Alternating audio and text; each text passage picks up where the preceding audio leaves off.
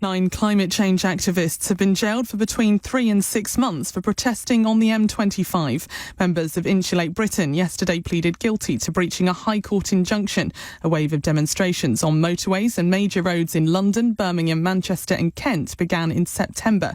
Group spokesperson Tracy Mallaghan has spoken outside the Old Bailey. 174 ordinary people have held our government to account, asking that they deliver on the most basic of their duties, and that is to protect the British people. By imprisoning us, the government shows its cowardice. They would rather lock up pensioners than insulate their homes. Hello there, good afternoon to you. I want to talk about Insulate Britain protesters. 9 of them have been jailed for breaching an injunction designed to prevent road blockades. I'm sure many LBC listeners, most LBC listeners, are familiar with the work of Insulate Britain recently on the M25 and roads in London, other major cities as well. We'll get the detail on it in just a moment from Rachel Venables, but my question really is it right to have jailed them?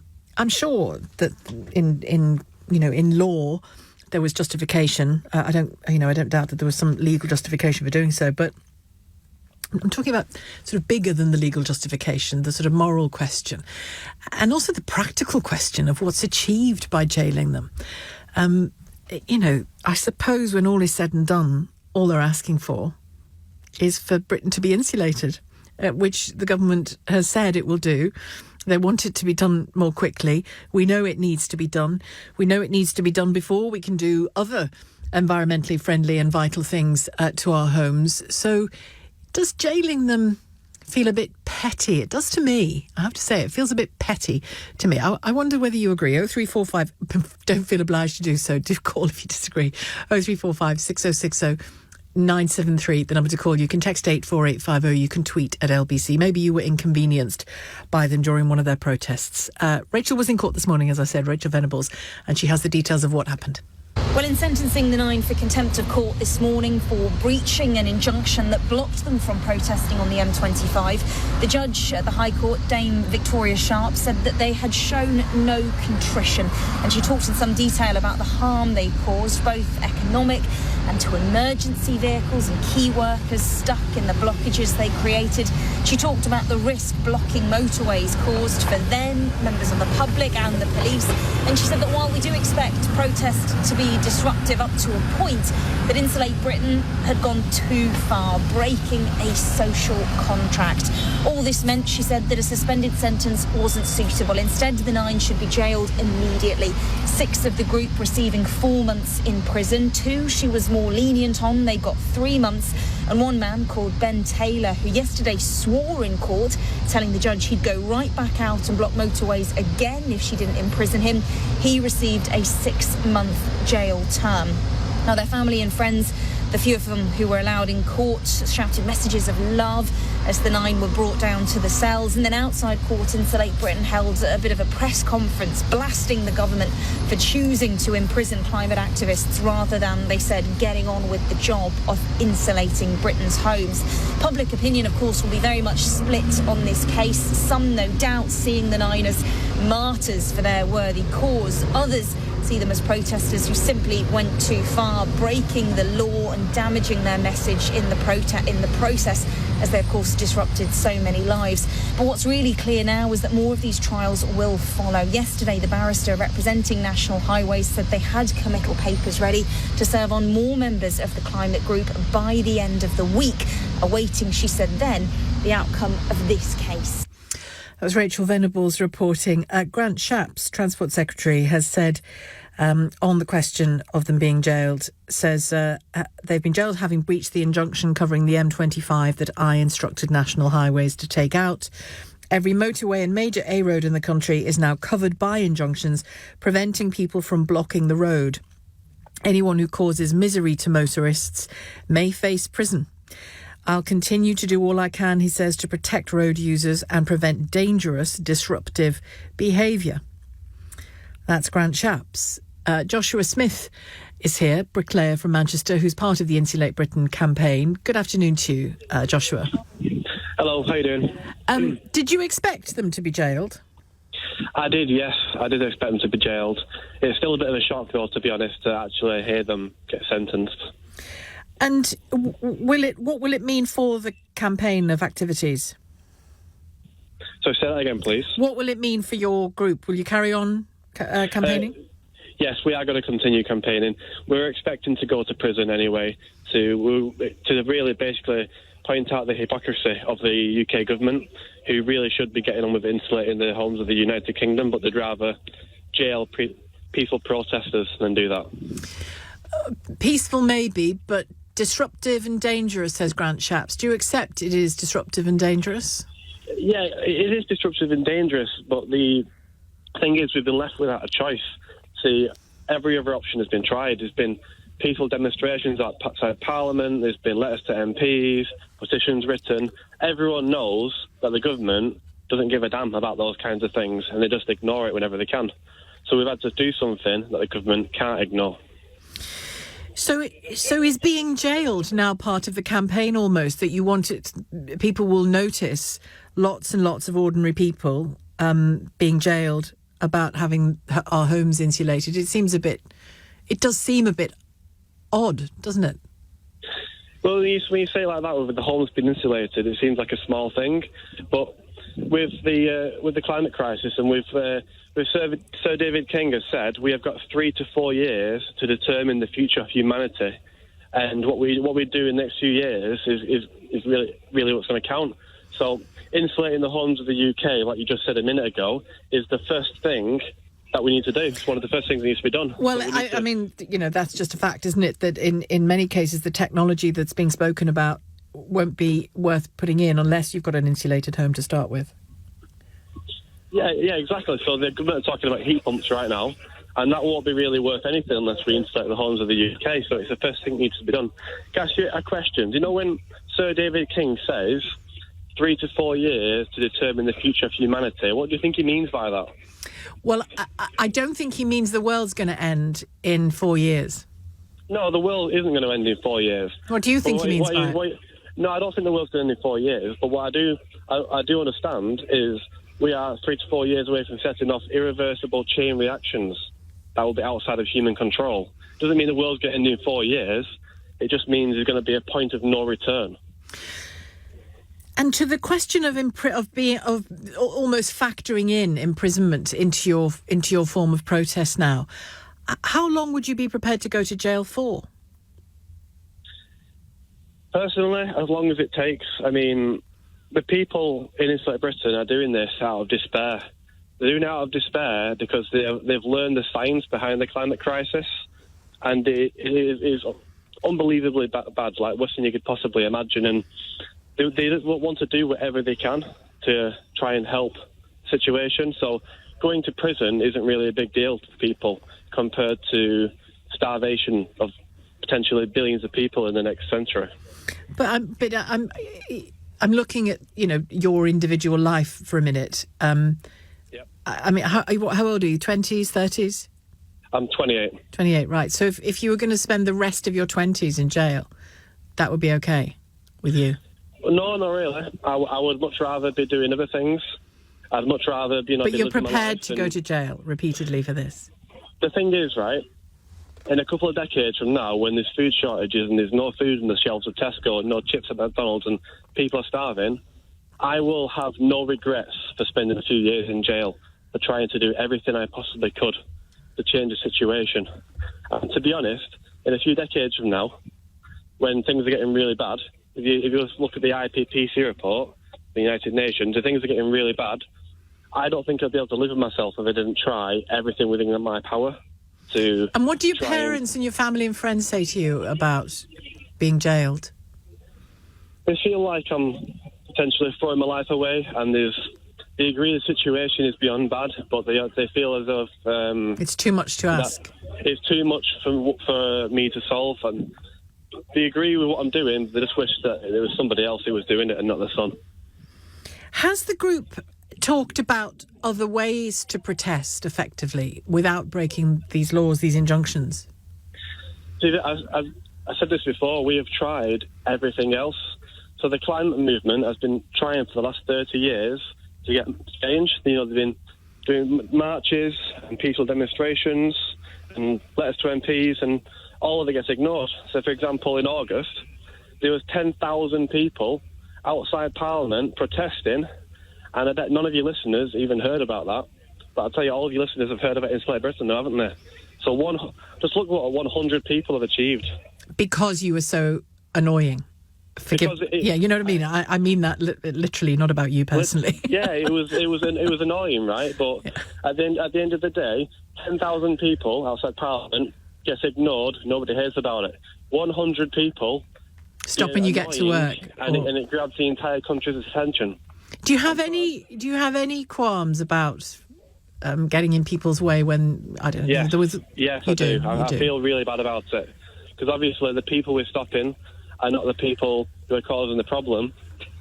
So I do feel really bad about it. We're stopping people going to work, seeing friends or families, even potentially going to hospital to see loved ones. But we're out of options.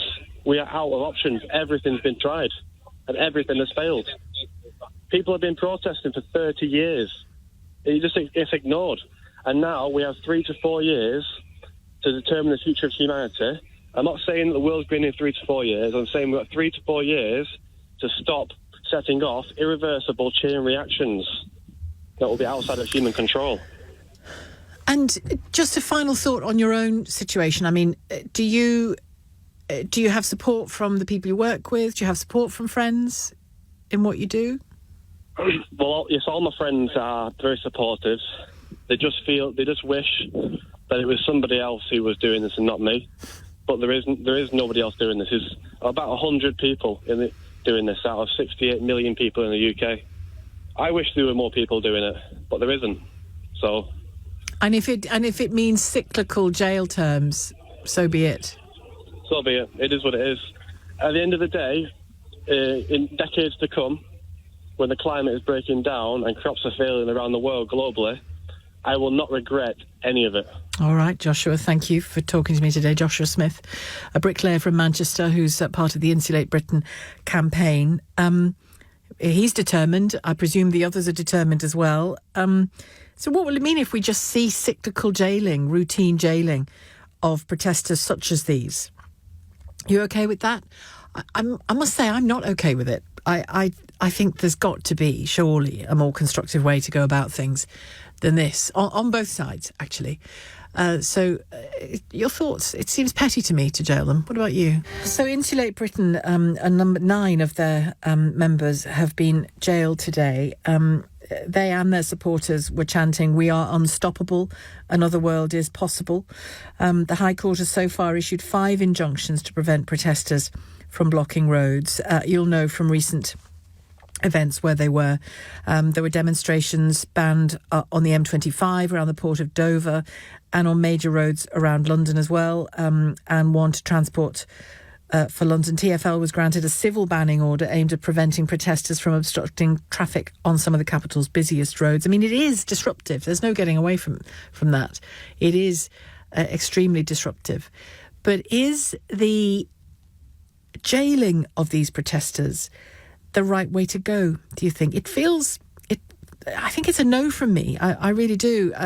Disruptive though their protesting is. I mean, think about the simplicity of what they're asking for. I'm not saying the rollout of insulating all of our uninsulated homes is a simple process, but, you know, it is a sound request, isn't it? Given what we've all just heard in the fortnight of COP26, the climate conference, the climate summit. Is jailing them the right way to go? This tweet from Ray says, "Insulate Britain protesters should be jailed. Surely it's homeowners' responsibility to insulate their own homes, not the government's. I have fully insulated my home at my own cost. Get a grip," says Ray. Ian in Norfolk, hello there. Hi Sheila, good afternoon. Hello, how do you see it? I'm seeing exactly as your last guy who mentioned it. It's up to us to pay for it. Why should the government have to do so? Well, isn't it possible that if we're going to do it properly, some people will need help to do it? Yeah, but you just cut back on things that you can't necessarily, but things that you spend your money on, you cut back to do your budget, don't you? So in my opinion, it's up to the individual. If I choose to go shopping at Aldi or go to Waitrose, it's going to be more expensive at Waitrose, isn't it? So it's balancing your own costs and being sensible. And if you're passionate enough about it, you do it. Well, let's try and be sensible, because if you think about it, it's only going to work if everybody does it, isn't it? You know what I mean? It's only going to have the impact we need it to have if everybody does it, or most people do it. If you've already got a situation where living costs are rising faster than they have in the last decade, and you've got a situation where millions of working people are on some form of benefits already, then, telling people save for this, save for that, pay for this, pay for that. Oh, and by the way, save the planet by insulating your home. Just the pragmatic reality is that huge numbers of people won't be able to afford that. Yeah, granted. But if the government pay for it, they then will have to make that money up somewhere. So taxes will have to cover that cost, surely, along the line somewhere. So we'll still pay for it, won't we? Long term. So if the government pays but that's for it the now, difference. we will pay for it long term. Yes, but that's the difference between, effective national policy and just a potted example of letting better off people do it if they fancy it and other people not. I mean, one is more likely to work than the other, isn't it? One of those approaches is more likely to be more effective than the other. Absolutely. So it does have to be led, doesn't it, this? It does have to be led, and I think they've been fantastic in their resilience to what they're doing. But there comes a time where you've got to stop disrupting people's lives and make a statement, but do it in a way such as you can be seen, but not making people late for work, late for hospital, late for appointments. There's got to be a better way. There's got to be a better way. But there also has to be a better way for the government to approach things like housing, doesn't there? Because how we design our new homes has to be part of this, let alone what we do with our existing very old stock. Absolutely, I agree with you. But I think long term there are plans for that anyway, aren't there? So you think Jaleham? You think Jaleham? Sorry, carry on. Do you think that? You see, I've got a suspicion that jailing them will make people more sympathetic to them and pay more attention to them. No? Yeah, but if they've been told not to do it by the courts and they go ahead and do it, there's no other option to jail them, is there? You can't keep letting people break the law. No, I'm not suggesting people should. I'm not suggesting people should break the law with impunity. I'm saying that sometimes the question I'm asking is whether it's effective or not in the way that the government would intend it to be effective, i.e. to stop them protesting, when in fact it may just increase. It sounds like it's increasing their determination, even if it involves going to jail routinely. All I can say is luckily I'm in Norfolk, so I don't really get affected by them stopping any roads. Well, they may be coming to a cinema near you soon, Ian. Thanks very much indeed for your call. That's Ian in Norfolk. I feel for the protesters that have been jailed, says Louise in Newbury. They have an admirable cause, but I feel like jailing them is just our government's way of sweeping the problem of climate change under the carpet. Whether or not you agree with Insulate Britain's methods, the government should be doing everything they can to help this cause. But instead, innocent people have had to risk their lives and livelihoods to get attention onto the climate issue. Putting them in jail just seems like the government's way to get the problem out of the way rather than help to solve it, says Louise. Let's talk to Derek in Brentwood, carry on our conversation around these 9 Insulate Britain protesters who've been jailed. Good afternoon to you, Derek. Hi, Sheila. I listen to you all the time when I'm working, and you've interrupted my spag bog today. Have I? Okay. Cool. Sorry about that. So I'm a net zero engineer, and I was listening, and I just want to get some perspective on the arguments. And they're not directly to the point, but they are sort of to the point. So I've got 4 points. So insulation, I deal with people every single day that are trying to get their homes insulated. They have real problems getting hold of people that want to do the work. There's currently shortage of materials, and we don't train enough people. So it's all very well, insulate, same do it. But the government has made a complete mess up of the Green Homes grants. So that got banned, they got shut down. So now they're going to throw a lot of money at councils. The councils will get money for insulation, but they have to know technically what to do with it. So while insulate are correct that needs to be done, there's some fundamentals that need to be put in place. So that's the first point. The second point is that that it's all very well having middle class people that understand how to slate, but most people don't understand. And and the same way that we had scams with the same way we had you have had double glazing scams. That you can get certain companies will come in, put certain technology into the house, and it will create damp. So middle class people understand, working class, and other people don't understand. So there's huge education that needs to go on. In Holland, third point, in Holland, every house that's built has got photovoltaic on the roof, is well insulated, has got a battery, has got a heat pump, and has got electric points. It's like, breathing, that the insulation is just secondary. We don't have that. We don't have that level of regulation in the UK, and our builders don't build to a proper standard. So, the insulation people are right. Grenfell and what flowed from that has shone a dreadful light on that, hasn't it? Yeah, and I was walking this day in the city, and I was looking at a new building. I thought, I just hope that insulation is to spec. I just hope it's not another, scam that's going up. And I don't know, I can't tell. So I think my basic point. And Derek, that I think supports the conversation I was having earlier with the gentleman from Norfolk. That supports what I was saying about it needs to be led. It needs to be a policy-led thing, not just individuals going, I'll do it. We suffer in the UK from lack of engineering. So we don't educate properly from engineering. People don't understand it. It should it's not. About Germany. You don't have to tell you that story. So we need to do these things from an engineering base. Engineers need to get involved. That Green Homes grant was disaster because the technology was all wrong, and people now are suffering from heat pumps that don't work. Companies that were happy going along before the Green Homes grant went bust when it got introduced because people followed the money. And engineers need to be involved in this stuff. And we're great at engineering. Government doesn't have engineers on board. They should. That's what needs to be done. All right. Thanks very much, Derek. Get back to your Spagball now. Derek, calling from Brentwood.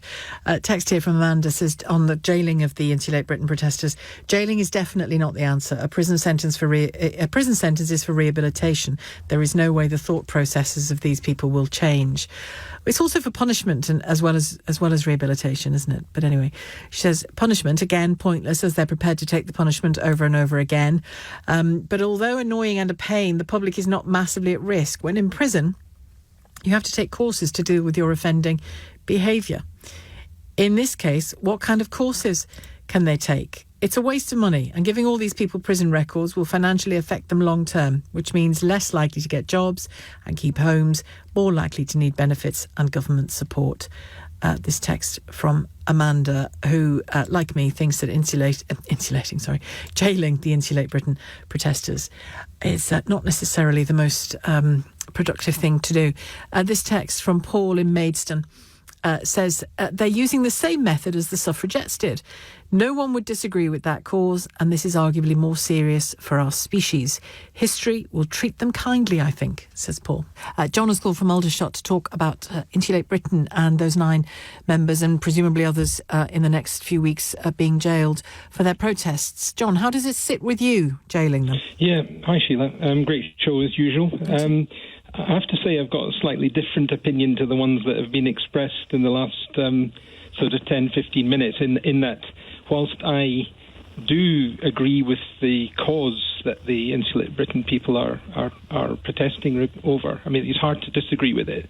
I don't agree with their methods. And further than that, I don't think that the courts have got much of an option in that they're actually, the protesters have broken an injunction. And we have a rule of law in this country, which has been hard. I know. I mean, I started the programme by saying I'm not suggesting that some kind of travesty of justice has happened. The law is the law, and we have to follow the law. I was talking about the sort of wider question of whether we think it's good law and whether we think it's a good outcome that people like this end up in jail. When you think of the people who flipping don't end up in jail, Well, no, I so totally accept that point. But the one thing that I think is not justification, but as the rationale for jailing them is the fact that it's contempt of court, and you can't have a system which relies on a legal framework where where it's to protect all of us the ultimate point is to protect all of us. And if you think about any other situation where there's been a contempt of court, there's been many examples, and normally you don't question it. You just think if there's a bunch of people out there who are not sticking to the generally accepted framework and rules of behaviour, because that's what the rule of law is. It's there to to protect society from illegal individual behaviour. And we don't question it in other cases of contempt of court. And that's why, in this case, whilst I agree with their cause, I disagree that I do believe... You think they should have been jailed, yeah. Yes, I do. I think that's interesting, but you agree with their cause? Yeah, I do. They're going to have to find a better way, maybe.